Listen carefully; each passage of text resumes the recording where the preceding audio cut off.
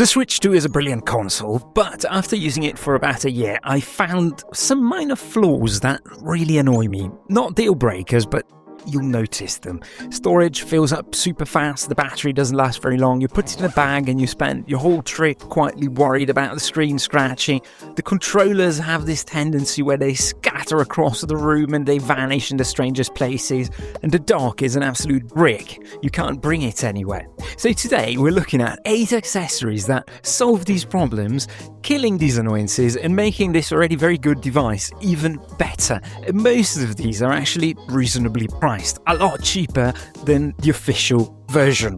One makes couch co-op with a friend actually work, one keeps the console alive long after it should have been dead, one finally gave me docks mode in places I never expected, and right at the end there's one that breaks every rule on this list. It isn't the cheapest one, but it gave me an entirely new place to play.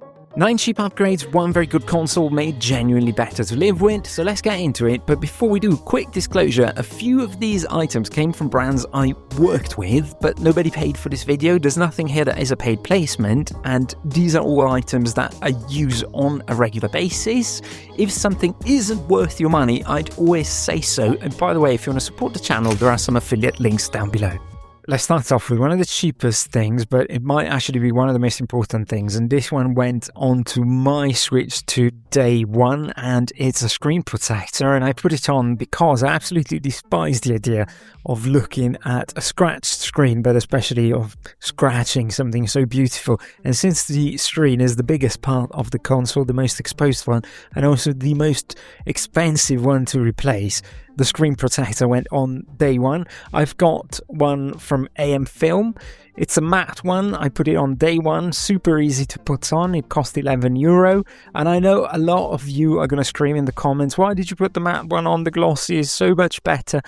Arguably, yes, I prefer matte, especially because I tend to play more outside and under light, so matte does it for me. If you're a glossy person, then that's fine. You do you.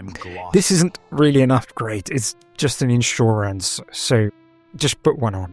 Continuing on the topic of protection, the cheapest way to keep your $500 console alive is a good case. There is actually a ton of cases out there on the internet, and a couple of ways to go about the topic of cases, and I'll get to that last point in a second. I wanted something that would be sturdy, low profile, easy to put the Switch 2 inside, and then I could put everything into the backpack. And for about $20 I ended up getting the STARTRC, which is a great, good value for money case, very sturdy, simple, minimalist design, low profile like I want it, and you can carry 12 game cartridges with it. You've got a couple of rubber bands inside as well to keep the Switch 2 in place, and you've got a little carrying band here. There's a couple of different color options as well if you want something more colorful. This one, by the way, protects the console only when the console is shut inside, and this is what I said at the beginning, where I said there's a couple of different ways to go about protecting the console, because I'm actually using a different one, and that I found being a better everyday answer when it comes to protecting the Switch 2, and that is the next upgrade.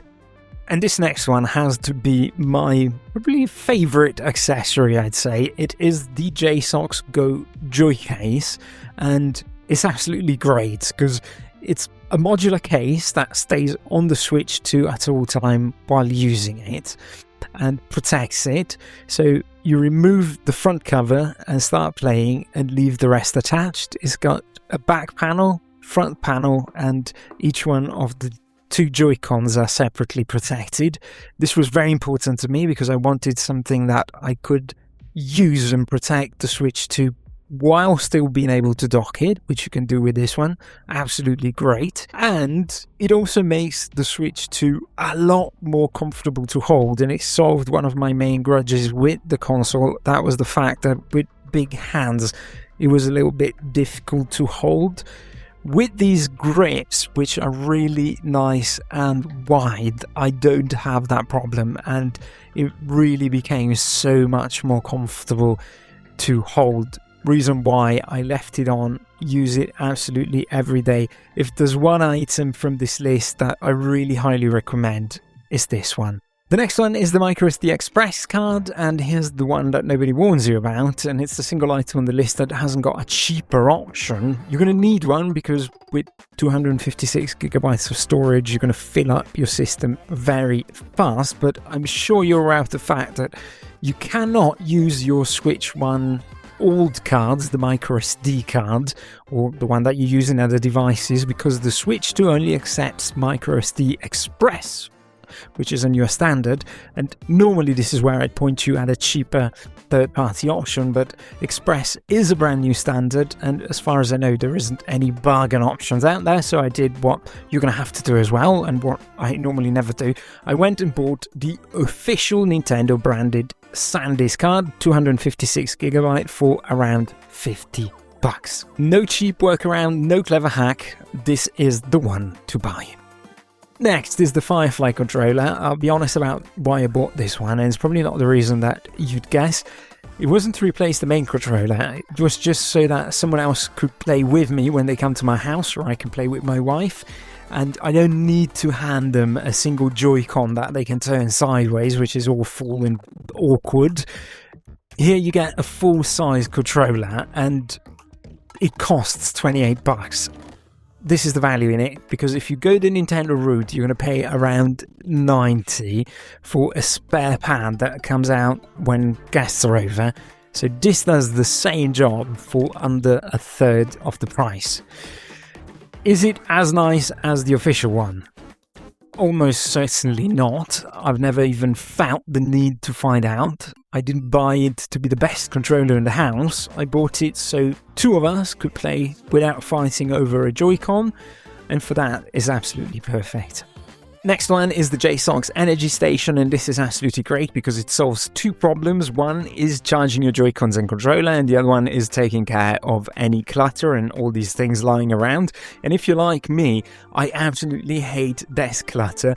This is great because it folds open, it charges your controller and your Joy-Cons, one controller and up to 4 Joy-Cons, holds your cards as well, and then folds flat, so it kills the nightly hunt for the second controller and wondering whether it's got any charge left. And for around $25, it's a small price to clear that annoyance.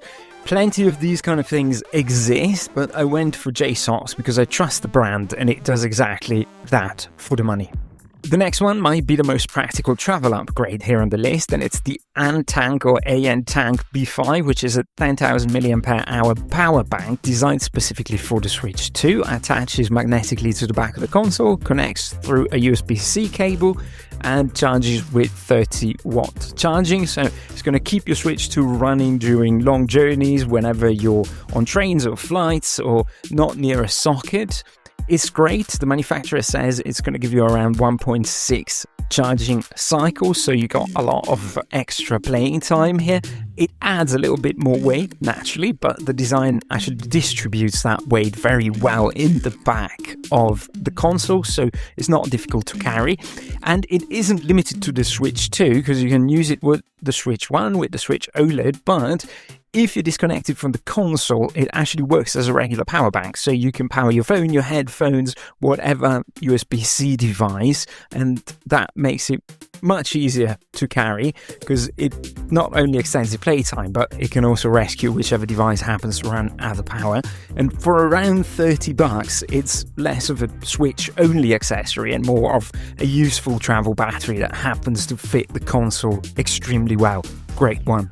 The Switch 2 speakers aren't always practical because if you're on a train or in bed or next to somebody watching TV, you either keep the volume so low that you can't hear anything, or you make everyone else listen too.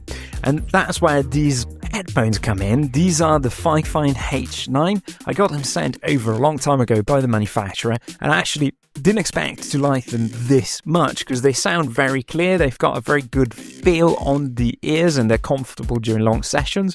Fairly sturdy build, and they give you a proper immersive sound without disturbing anyone around. They also work with your PC because they've got a microphone, so you're not tied to console. You can use them for multiplayer gaming, for example. And for around $30, they're actually a great budget headset that covers both handheld and desktop gaming. This next one solves a very specific problem for me, because if you watch the channel regularly, you know that I travel quite often and usually bring one of my gaming devices with me. But as I mentioned at the beginning, the Switch 2 dock, the original one, is a brick and it works perfectly behind the TV, but it's a hassle to pull out from there and carry around. So that's where the ANTANK or ANTANK S3 Pro comes in, which is a compact TV dock that connects the Switch 2 to any TV or monitor through an HDMI without taking up half the space in my bag. It has a very sturdy aluminium body, non-slip silicone base, and a clever sliding mechanism that covers the connectors when I pack it away. It supports 4K at 120Hz and remained compatible with the latest Switch 2 firmware and shall remain. Unlike the original dock, it lets me leave the case on the console, which is excellent as well. It doesn't include a charger, so I just used the Nintendo original adapter, and for around $40 it gives me the full docked experience in a form I can realistically travel with. And by the way, if you use the official website link down below and enter the code LFQ Marketing, you can save yourself 10%. And that's 9 things: a screen protector, a couple of cases, a memory card, a controller, a charging station, a power bank, a headset, and a dock, each one fixing something small the console doesn't quite do on its own. And here's the numbers, because everything here came at around $200. And to put that into perspective, the official controller and the dock, just those two, cost roughly as much as this entire collection. And none of this is the best version of anything. The Pro controller is of course nicer, the official dock might be safer, and I never tell you otherwise. What it is enough though for how I actually use the thing. And as a final item, this is a little bit of a splurge, so it sounds like the main list, but combined with the ANTANK dock, it really elevates your portable setup. It's the Arzopa Z3FC. It's a 16.1-inch portable gaming monitor with a very sharp 1440p display, up to 180Hz refresh rate, and built-in speakers. Coming in at 780 grams in weight, it has its own integrated stand and comes with a protective sleeve and all the cables, so it's still realistic to carry along with your Switch 2 or any other handheld. Connect it to the dock through HDMI, give the monitor power, and suddenly I'm not dependent on finding a free TV anymore. You can use a hotel desk, a kitchen table, spare room. That becomes a full dock setup with a much larger screen. Everything else on this video removes a small frustration. This combination actually adds an entirely new way to use your Switch 2. And for someone who travels with gaming devices as often as I do, that's genuinely useful. So these are the accessories that have made my Switch 2 better to live with. Tell me in the comments which one you'd actually buy and which essential upgrade I missed. Subscribe to Play Fever for more gaming content, and I'll see you in the next one. Thanks for watching, and bye bye!